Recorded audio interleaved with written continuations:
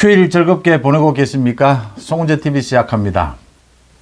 한동훈 비대위원장이 지명이 된 지 오늘로 꼭 한 달이 됐습니다. 윤재욱 원내대표가 한동훈을 지명한 지 한 달째입니다. 엄청난 많은 변화가 있었습니다. 한동훈 열풍이 불었습니다.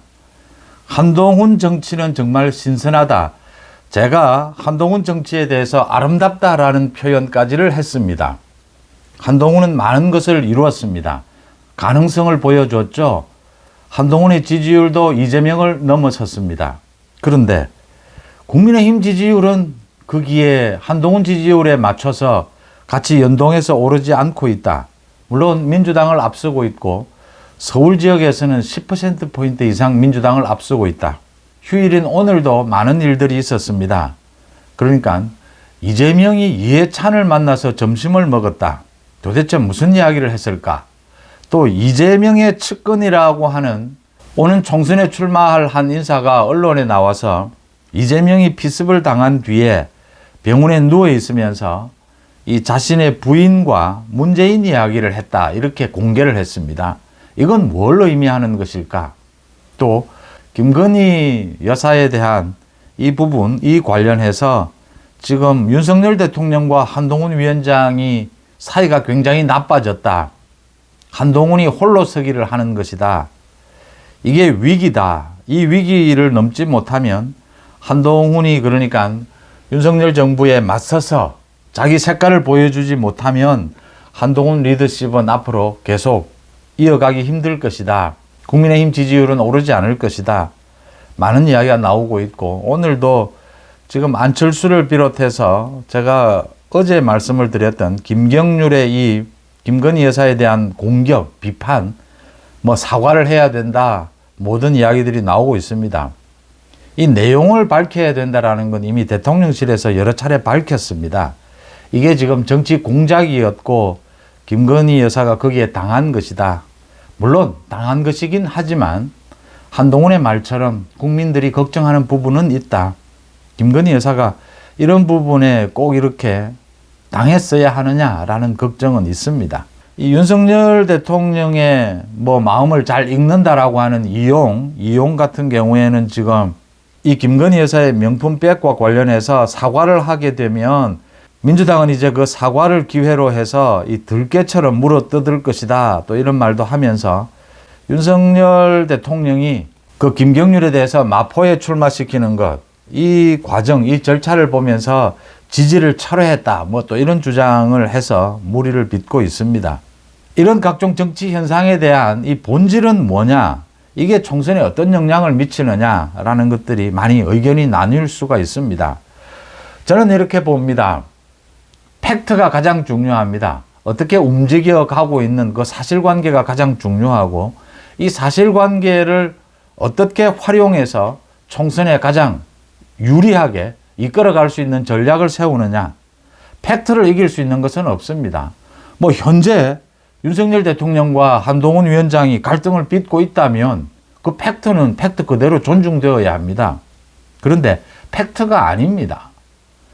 윤석열 대통령과 한동훈 위원장은 갈등을 빚을 일도 없고 빚고 있지도 않다라고 하는 것입니다.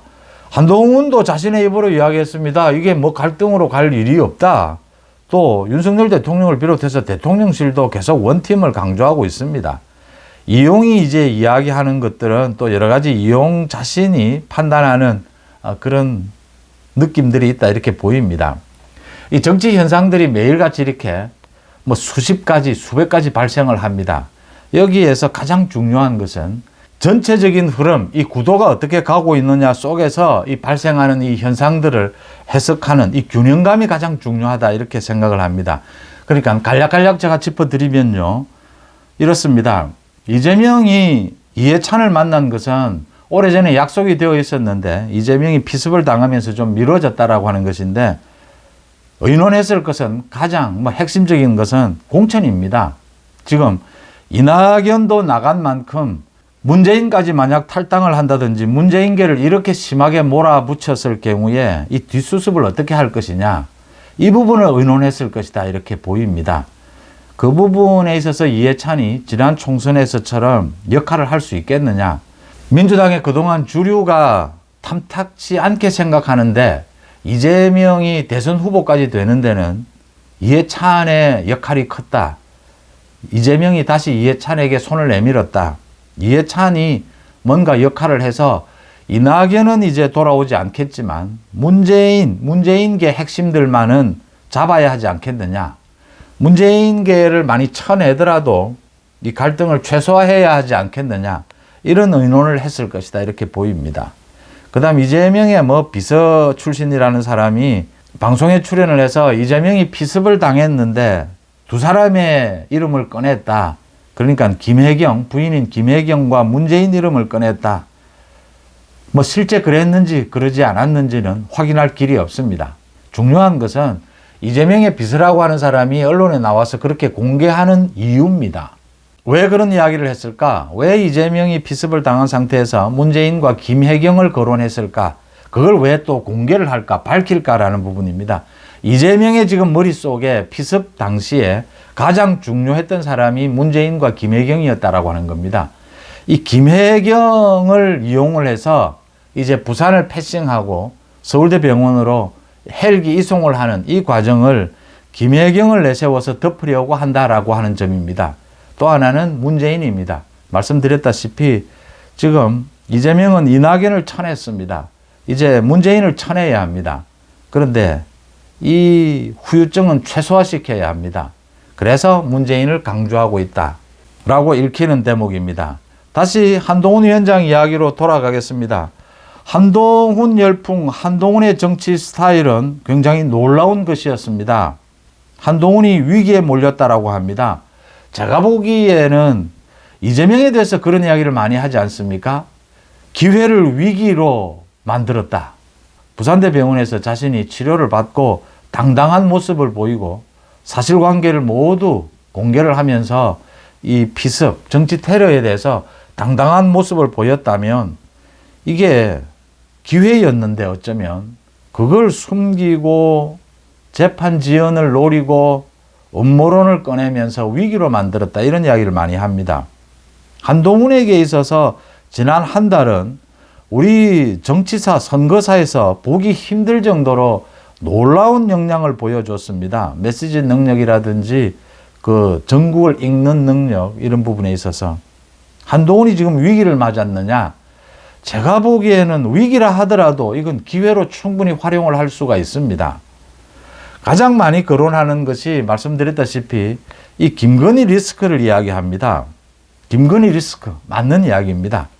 김건희 여사가 정치 공작에 걸려들었지만 피해자지만 그래도 그 명품백이라든지 이런 부분에 대해서 좀 더 명쾌하게 대응할 수는 없었느냐. 국민들이 걱정하지 않게 할 수는 없었느냐. 그런 점에서 리스크입니다. 그런데 이건 기회입니다. 기회. 한동훈이 생각하는 부분이 그 부분입니다. 한동훈에게 지금 필요한 것은 뭐냐? 여러 가지가 있습니다. 당정 관계, 윤석열 대통령과의 관계, 원팀을 유지해야 됩니다. 동반자 관계입니다. 그러면서도 차별화를 깨야 합니다. 이게 참 상반되는 것이어서 이게 가능하냐? 가능합니다. 그게 가능한 부분이 정치의 영역입니다. 정치는 정말 상상력이 가장 중요하다고 이야기합니다. 원팀이라고 해서 왜 꼭 같아야 합니까? 윤석열 대통령, 윤석열 정부와 한동훈 비대위는 원팀입니다. 동반자입니다. 한동훈 스스로 이야기한 것입니다. 그 바탕 위에서 색깔은 전혀 다를 것입니다. 전국 현안을 풀어가는 스타일, 개인적인 스타일도 다 다릅니다. 총선을 한동훈이 책임진 만큼 한동훈이 이야기했지 않습니까? 당은 자신이 이끌고 있다. 한동훈 스타일을 보여줄 겁니다. 전혀 차별화된 모습을 보여줄 겁니다. 차별화된 모습을 보여준다라고 해서 언제나 들이받아야 됩니까? 당정 관계가 갈등이 일어나면 정말 차별하고 좋은 것입니까? 윤석열 정부가 그렇게 뭘 잘못했습니까? 소소하게 잘못한 것들도 있습니다. 그런데 전체적으로 윤석열 정부가 잘못하지 않았는데 한동훈 비대위원장이 왜 들이받아야 되고 왜 갈등을 빚어야 합니까? 김건희 리스크 또 이야기합니다. 김건희 리스크는 첫째, 김건희 리스크를 어떻게 푸느냐에 따라서 한동훈이 자기 색깔을 완전히 보여줄 수 있는, 윤석열 정부와의 소위 말하는 차별화를 보여줄 수 있는 굉장히 좋은 기회입니다. 그 다음 두 번째, 김건희 여사의 이 명품백 부분은 적어도 아무리 양보한다 하더라도 90%는 정치 공작입니다. 이 좌파 그 일부 유튜브들이 노린 정치 공작입니다.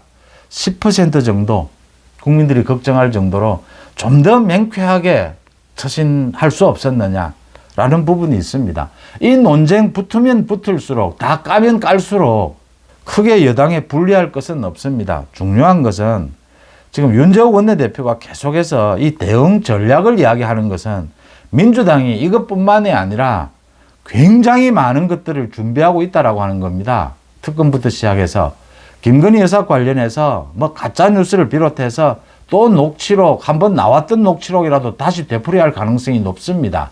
무엇이든 하겠다라는 겁니다. 이 전체적인 전략을 짜야 된다. 이 대응 전략을 짜야 된다. 그 부분입니다. 한동훈 위원장이 어느 시기에 이 대목을, 이 위기를 기회로 확 돌려버리느냐, 확 바꿔버리느냐, 대응할 수 있는 방안도 얼마든지 있습니다. 이미 나온 특별감찰관도 있고 제2부속실도 이미 나와 있습니다. 또 그것보다 훨씬 더한 많은 조치들도 여러 가지를 생각할 수 있습니다. 제가 지금 말씀드리는 것은 윤석열 대통령 부부의 개인적인 문제는 제외하고 말씀을 드립니다. 정치적인 영향, 효과, 정치적인 분석만을 하고 있을 뿐입니다. 한동훈으로서는 선택할 카드가 굉장히 많습니다. 시기도 선택할 수 있습니다. 80일 남았는데 이런 리스크 굉장히 위험하지 않느냐? 아닙니다. 80일이라는 기간은 이 선거 기간에서 80일은 어마어마하게 긴 기간입니다. 하루가 365일 같다라고 이야기를 합니다. 정치인들은. 80일은 굉장히 긴 기간이고 앞으로도 지지율은 수십 번 출렁이게 될 것입니다. 국민의힘 지지율이 한동훈의 지지율처럼 크게 동반 상승할 수 있는 그런 기회는 수십 번 더 남아있다라고 하는 것입니다. 여유가 있습니다. 지금 김건희 리스크를 당장 처리하고 당장 뭔가를 하고 하지 않아도 충분한 시간이 있다라고 하는 것이고 충분한 방안은 있다라고 하는 것이고요. 이 부분을 어떻게 처리하느냐에 따라서 한동훈 위원장, 한동훈 비대위 체제가 정말 뭐 엄청나게 많은 좀 숙제들을 일거에 해결할 수 있는 그런 기회일 수도 있다라는 점을 생각해 볼 필요가 있습니다. 그래서 지금 이 부분들, 이런 대응 전략 부분을 생각하지 않고 계속 이야기하는 사람들은 자기 개인의 정치적인 계산입니다. 그러니까 이렇게 이야기하면서 수도권의 이 유권자들에게 자기를 좀 어필할 수 있지 않겠느냐. 자기 계산이라고 보입니다. 정치인들이 선거를 앞두고 자기 계산하는 것을 마냥 탓할 수는 없습니다. 그런데 전체 당과 여권 전체에 도움이 되지 않는 자기 계산만을 하는 것에 대해서는 굉장히 엄중하게 대응할 필요가 있다고 하는 것이고요. 수도권 출마 후보자들이 정말 지금 현장에 나가면 이 김건희 여사 리스크를 너무나 많이 유권자들이 이야기한다. 그래서 피부로 굉장히 압박감을 느낀다, 이런 이야기들을 많이 합니다. 생각을 한번 넓혀보면 지금 유권자 입장에서 국민의힘 후보들, 현역 의원들을 만납니다. 비판적인 목소리를 하고 싶을 때 뭘 가장 이야기하겠습니까? 뭘 이야기하기가 가장 쉽겠습니까? 김건희 여사 부분입니다. 비판적인 이야기를 한다라고 했을 때. 그래서 지금 뭐 굉장히 무슨 어마어마한 뭐 유권자들의 불만이 터져 나오고 어마어마한 일들이 발생했다. 아닙니다. 일주일 지나면 또 달라집니다. 아니, 하루 지나면 또 바뀌는 게 정치판의 이 흐름입니다. 국민 여론의 흐름입니다.